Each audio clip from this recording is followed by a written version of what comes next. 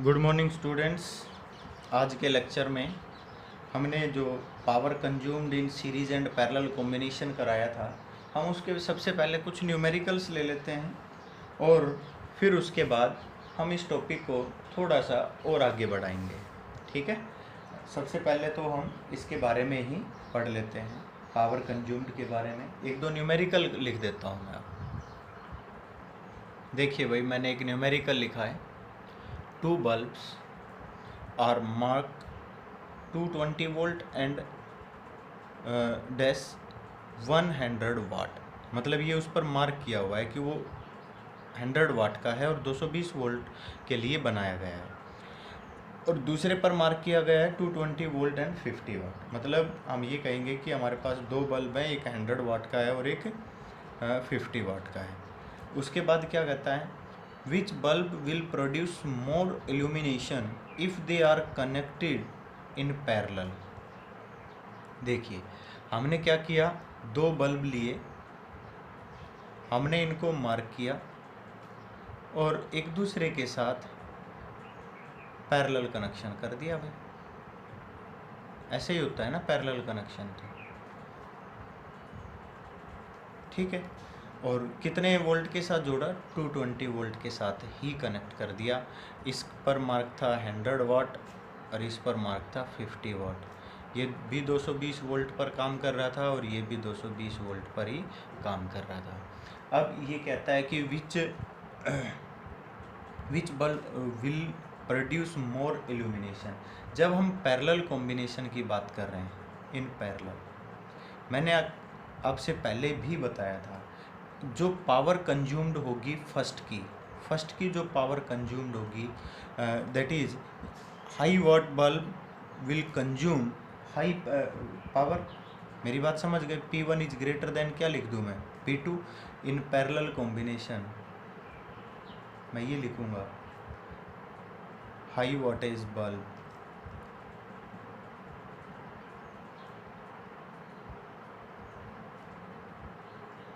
Will consume more power.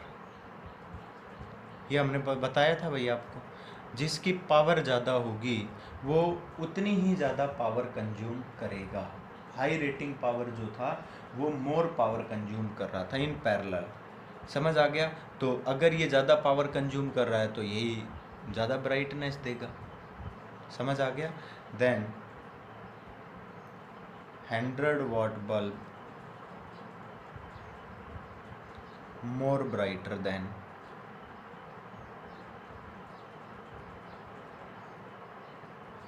50 वाट। ये बात समझ आ गई। ये तो था भाई first. Second, in series combination. भाई सीरीज कॉम्बिनेशन में क्या था, सीरीज में हमने बताया था जो हाई वोल्टेज बल्ब था, जैसे कि आपने क्या किया, यहाँ सीरीज में ऐसे कनेक्शन कर दिया भाई, हो गया 220 वाट के साथ। क्लियर। ये 100 वाट, ये 50 वाट, ये भी 220 वोल्ट पर काम कर रहा है, ये भी 220 वोल्ट पर काम कर रहा है। अब इन दोनों में ज़्यादा पावर कौन कंज्यूम करेगा, जिसकी पावर कम है। सीरीज के अंदर हमने आपसे बताया था, in series low voltage bulb और device will consume more power. That is P2 is greater than, क्या लिखा जाएगा, P1। मेरी बात समझ गए कि नहीं, कि जिसकी वाट कम है वो ज़्यादा पावर कंज्यूम करता है, किसमें, सीरीज कॉम्बिनेशन में। Then 50 watt bulb is more brighter than 100 watt. समझ आ गया। अब दूसरी बात ये कहता है कि दोनों पार्ट के अंदर आपने क्या निकाल के दिखानी है। तीसरे में क्या कह रहा है भाई, also find the power consumed by both the bulbs in each of the two parts. बेटा आप एक बात बताइए, सबसे पहला कॉम्बिनेशन हमारा पैरेलल कॉम्बिनेशन था, तो in parallel combination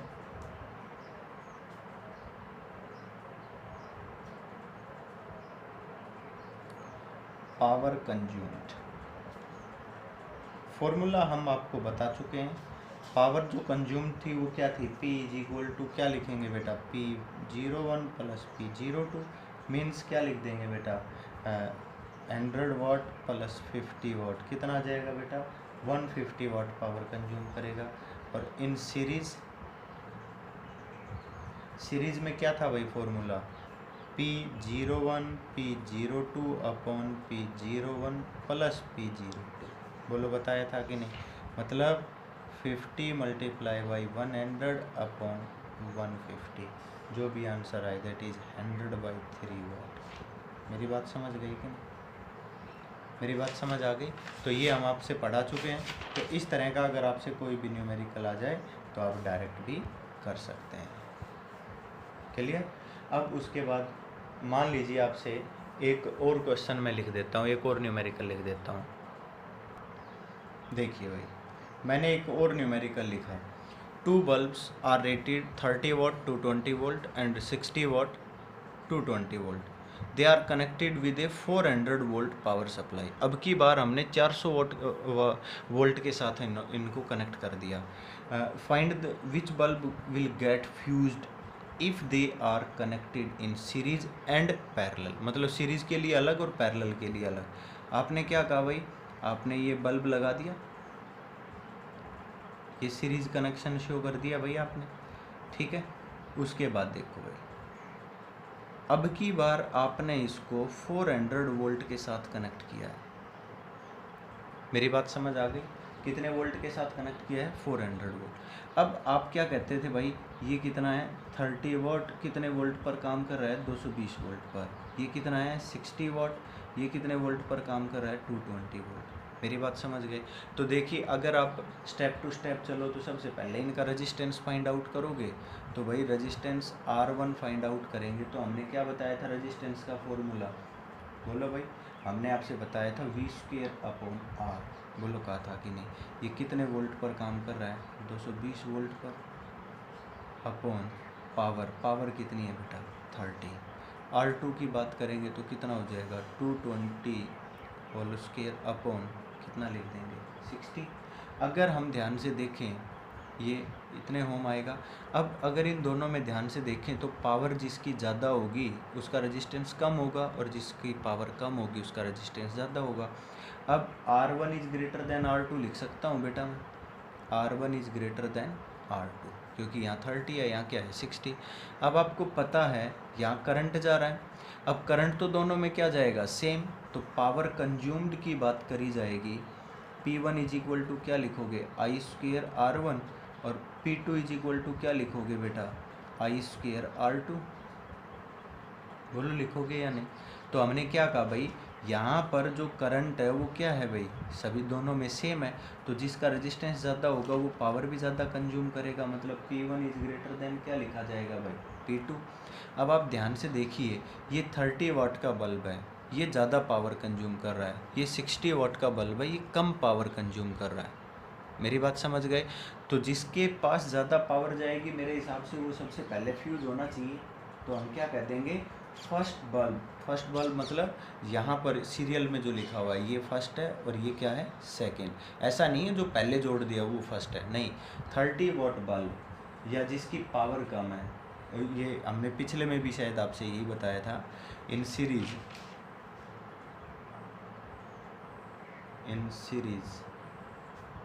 30 watt bulb get fused first। मेरी बात समझ गए। तो जो कम वोट का बल्ब है वो पहले फ्यूज हो जाएगा। अगर हम पैरेलल के अंदर बात करें तो शायद मेरे हिसाब से आप ऐसे ही कर सकते हो। मेरी बात समझ गए। तो हम क्या करेंगे, अगर पैरेलल कॉम्बिनेशन की बात करते हैं तो मैं आपको एक बार करके दिखा देता हूँ इस तरह से। और ये हमारे पास क्या हो गया भाई, पैरेलल कॉम्बिनेशन। कितने वोट के साथ जोड़ दिया हमने, 400। देखिए हम क्या कहेंगे भाई, ये 220 वोल्ट पर काम कर रहा है और 30 वाट का है। ये भी 220 वोल्ट पर काम करने वाला है और ये कितने वाट का है, 60 वाट का है। अब ये तो था हमारा पहला, और यहाँ हम कर रहे हैं इन पैरेलल। पैरेलल के लिए भी पढ़ना है। अब ध्यान से देखिए, ये 400 वोल्ट है, ये 220 वोल्ट है। अगर हम बात करें तो भाई पहले के अंदर कितनी पावर जाएगी, पावर कंज्यूम्ड बाय, क्या लिखोगे भाई, 400 होल स्क्वायर अपॉन क्या लिखा जाएगा बेटा, R1 V square upon R1 लिखा जाएगा कि नहीं। और R1 हमने क्या निकाला था, थोड़ी देर पहले निकाला था, तो क्या हो गया भाई 400 square upon 220 square multiply by क्या हो गया 30। अगर हम ध्यान से देखें, hair P1 is greater then P01। इसी तरह अगर मैं P2 निकालूँ तो क्या होगा भाई पोटेंशियल तो सेम होगी ना सभी के अंदर। तो हमने क्या कह दिया, इसमें भी 440 वोल्ट 400 वोल्ट जाएगी। तो 400 स्क्वायर अपॉन R2, और R2 क्या आ गया आपके पास 400 square upon 220 square multiply by R2 कितना है 60। That is P2 is always greater than P02। यहाँ पर मैं आपको क्या बताना चाह रहा हूँ कि जो पावर कंज्यूम की गई है फर्स्ट ने, वो इसकी ओरिजिनल खुद की पावर से भी ज़्यादा है, और जो सेकंड भी पावर कंज्यूम कर रहा है वो भी क्या है, ज़्यादा है। इसका मतलब हम क्या कहेंगे कि भैया दोनों के दोनों बल्ब फ्यूज हो जाएंगे। मेरी बात समझ गए। हम क्या कहेंगे, in parallel combination, in parallel combination both bulbs will consume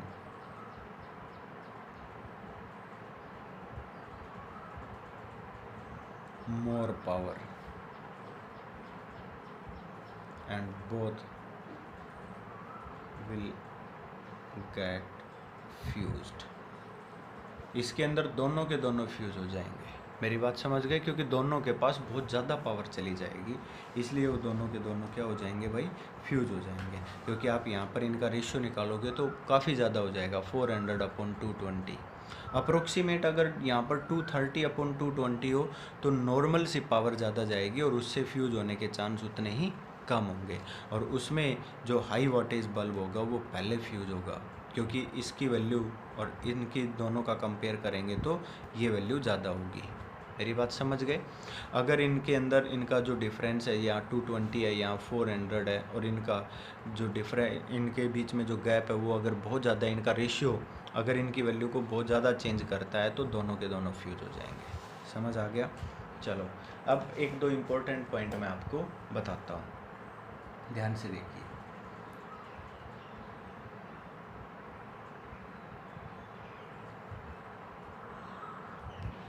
देखिए एक और न्यूमेरिकल लिखा, काफ़ी अच्छा न्यूमेरिकल है। An electric T kettle has 2 heating coils. When one of the coil is switched on, boiling begins in 6 minutes. ठीक है। When the other coil is switched on, boiling begins in 8 minutes. ये कहता है कि एक T kettle है, हम उसमें पानी डालते हैं और उसके अंदर हम देखते हैं कि 2 हीटिंग कॉयल है, दोनों के स्विच अलग अलग हैं। पहली जो फर्स्ट कॉयल है, अगर हम उसका स्विच ऑन करते हैं तो वो पानी को 6 मिनट में गर्म कर देती है, बॉयल करना शुरू कर देती है। अगर हम अकेले सेकंड को बॉयल करें, सेकंड स्विच ऑन करें, तो जो सेकंड कॉयल है वो 8 मिनट में जो वाटर है उसको बॉयल करती है। समझ आ गया। हम क्या समझेंगे भाई, दोनों की पावर अलग अलग है, दोनों की जो दोनों कॉयल हैं उन दोनों की पावर क्या है, अलग अलग है, डिफरेंट है। अब ये क्या कहता है, in what time will the boiling begins if both coils are switched on. ये कहता है कि दोनों कॉयल को अगर हम स्विच ऑन कर दें तो दोनों मिलकर कितने टाइम में वाटर को बॉयल कर देंगे। इफ़ आगे ये कहता है, if both coils are switched on simultaneously in series and in parallel। अगर दोनों कॉयल को सीरीज में जोड़ दें और फिर हम एक साथ ऑन करें, या फिर दोनों को हम पैरेलल में कनेक्ट करें और फिर दोनों का स्विच ऑन करें, तो आपने उनमें बताना है कि कितना कितना टाइम लेगी। काफ़ी अच्छा क्वेश्चन है, ध्यान से देखिए बेटा। मैं कह देता हूँ कि भाई दोनों की जो पावर है ना वो अलग अलग है। देखिए फर्स्ट कॉइल पावर कितनी लिख देते हैं भाई, फर्स्ट कॉइल पावर P1 और सेकंड कॉइल पावर को क्या मान लेते हैं P2। लेट मान लिया, हमें अभी तक मालूम नहीं है कितनी पावर है, पर हम मान लेते हैं P1 और P2 है। मेरी बात समझ गए। अब हम क्या कहेंगे, here H be the heat produced by the coils, then H is equal to क्या लिख देंगे बेटा, power multiply by time, and H is equal to P2 multiply by T2। अब आप सोच रहे हो सर ने H ही क्यों लिखा, क्योंकि इन्होंने क्या कहा है कि फर्स्ट कॉइल 6 मिनट में जितनी हीट प्रोड्यूस कर रही है, सेकंड कॉइल उतनी ही हीट 8 मिनट में कर रही है, क्योंकि दोनों की दोनों वाटर को बॉयल कर रही हैं। एक 6 मिनट में बॉयल कर देती है, एक 8 मिनट में। अब जब बॉयल ही हो गया तो दोनों ने सेम हीट दी है। मेरी बात समझ गए कि नहीं। अब पहले की पावर P1 है पर उसका टाइम अलग है, T1 है। मेरी बात समझ गए। तो आप ये कह सकते हो कि हीट प्रोड्यूस्ड हेयर, आप ये कह सकते हो T1 is equal to 6 minute and T2 is equal to 8 minute. मेरी बात समझ गए कि नहीं। तो ये हमारे पास क्या हो गया भाई, टाइम पीरियड हो गया इन दोनों का, T1 और T2 हमने आपसे बता दिया। अब मैं आपको ये बता रहा हूँ कि अब आपसे ये पूछा गया कि अगर दोनों को सीरीज में कनेक्ट कर दिया जाए। पहला point, when coils are connected in series, coils are connected in series। अगर दोनों को सीरीज में कनेक्ट कर दिया जाए तो बेटा पावर क्या होगी, पावर हमने पहले भी पढ़ा हुआ है, P1 P2 upon P1 plus P2। बोलो पढ़ा हुआ है कि नहीं। और आप क्या कह सकते हो, 1 upon P1 is equal to 1 upon 1 upon P is equal to 1 upon P1 plus 1 upon P2। ये भी आप कह सकते हो। फिर आप एलसीएम लोगे, पलट दोगे तो यही आएगा। और अगर मैं मान लीजिए कह देता हूँ कि सीरीज में कनेक्ट करने के बाद then time period is equal to भाई उतनी, हमने तो पानी को बॉयल करना है ना, H अपॉन में क्या होना चाहिए, P होना चाहिए मेरे हिसाब से। तो भाई ये तो हमारे पास क्या है, हीट प्रोड्यूस्ड। हीट प्रोड्यूस्ड का मतलब क्या है कि हमने पूरे पानी को क्या करना है, बॉयल करना है सीरीज में कनेक्ट करके। और ये क्या है, पावर इन सीरीज,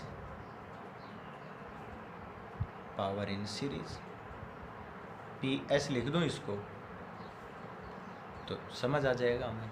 अब हमने क्या कह दिया भाई, H इंटू क्या लिख दूं इसको, 1 upon P1 plus 1 upon P2। अब आप सोच रहे हो सर ने ऐसे क्यों लिखा, ये वैल्यू भी यहाँ पुट कर सकते हो, पर हम तो सीधा H इंटू 1/PS है तो 1 अपॉन PS की वैल्यू ही पुट कर देते हैं, क्योंकि यहाँ से सॉल्यूशन ईजी होगा। बेटा ध्यान से देखिए, अगर हम यहाँ से 1 अपॉन P1 निकालें इस फॉर्मूले से, बेटा 1 अपॉन P1 निकालेंगे तो क्या हो जाएगा, H अपॉन T1। बोलो होगा कि नहीं।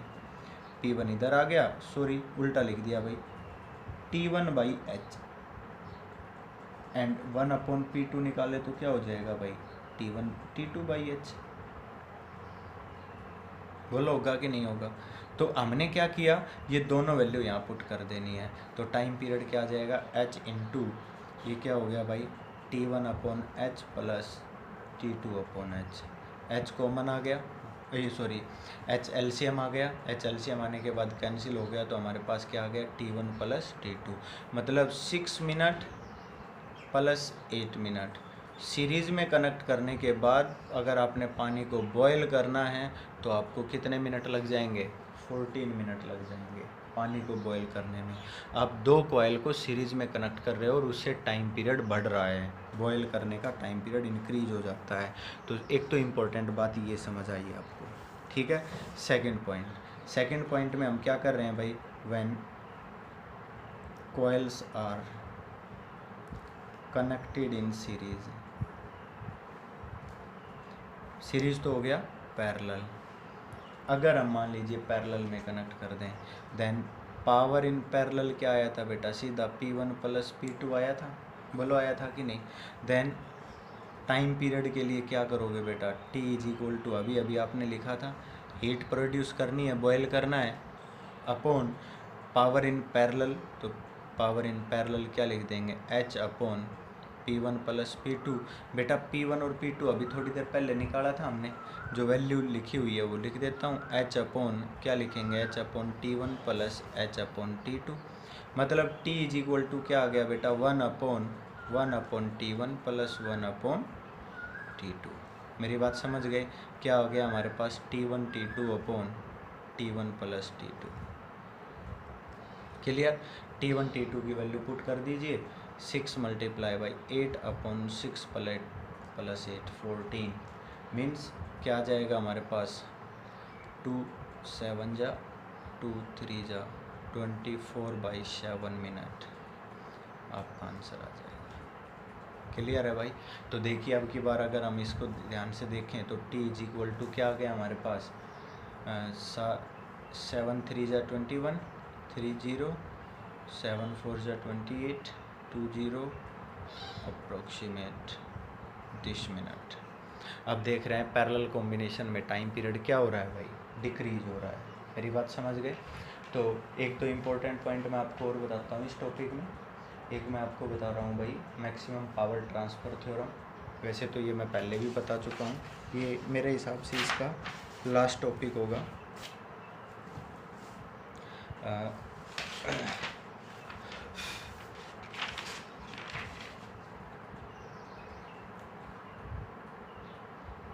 और ये मैं जो आपको बता रहा हूँ maximum power transfer theorem, maximum power transfer theorem. और इसके बाद छोटे छोटे टॉपिक हैं, फ्यूज है, फ्यूज के बारे में आप पढ़ोगे कि फ्यूज एलिमेंट आपने पहले भी पढ़ा हुआ है कि टंगस्टन का बना रहता है, जिसका मेल्टिंग पॉइंट के बारे में पढ़ेंगे, पावर हीट के बारे में पढ़ेंगे, इन सब के बारे में आप उस फ्यूज वायर के लिए पढ़ेंगे। छोटे छोटे पॉइंट हैं जो आपकी बुक में भी आपको मिल जाएंगे और आपने पहले भी पढ़े हुए उन फिलामेंट्स के बारे में, उसके रेजिस्टेंस के बारे में, ये सब आप पढ़ेंगे अपनी बुक से।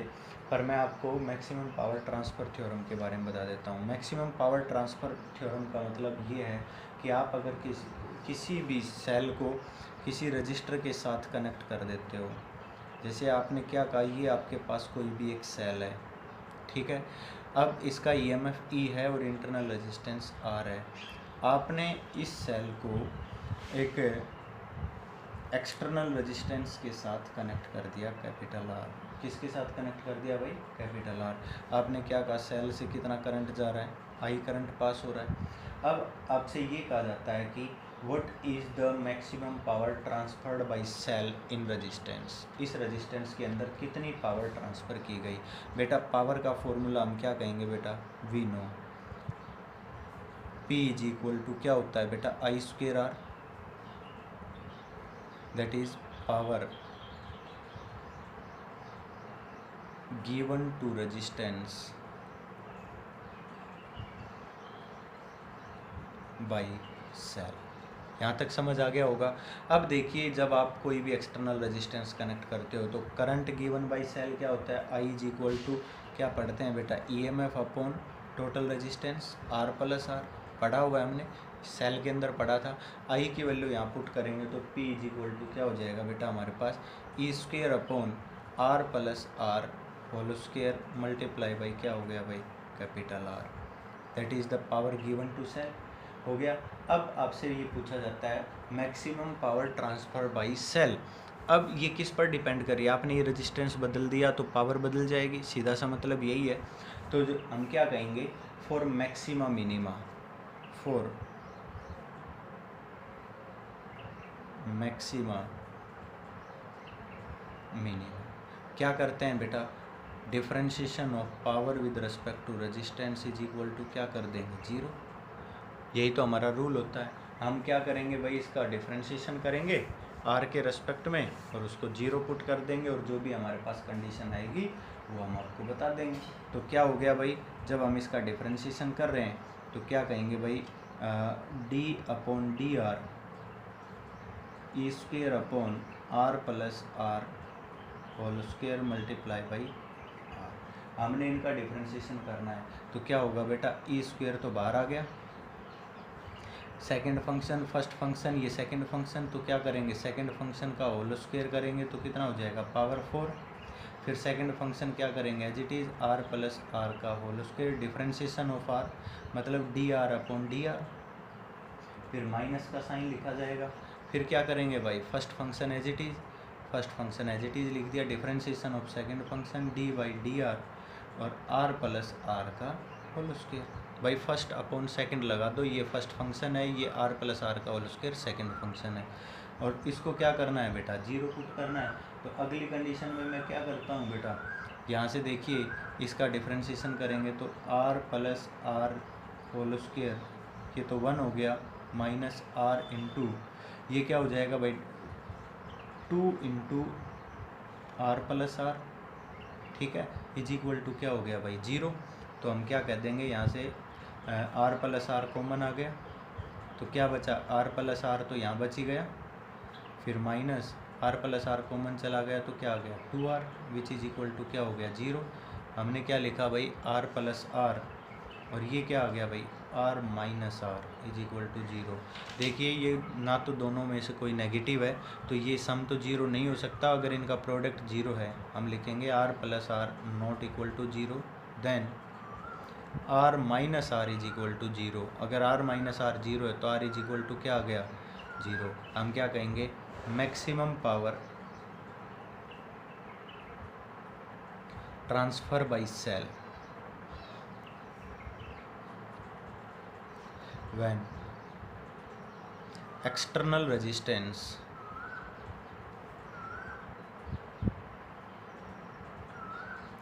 is always equal to internal resistance of cell।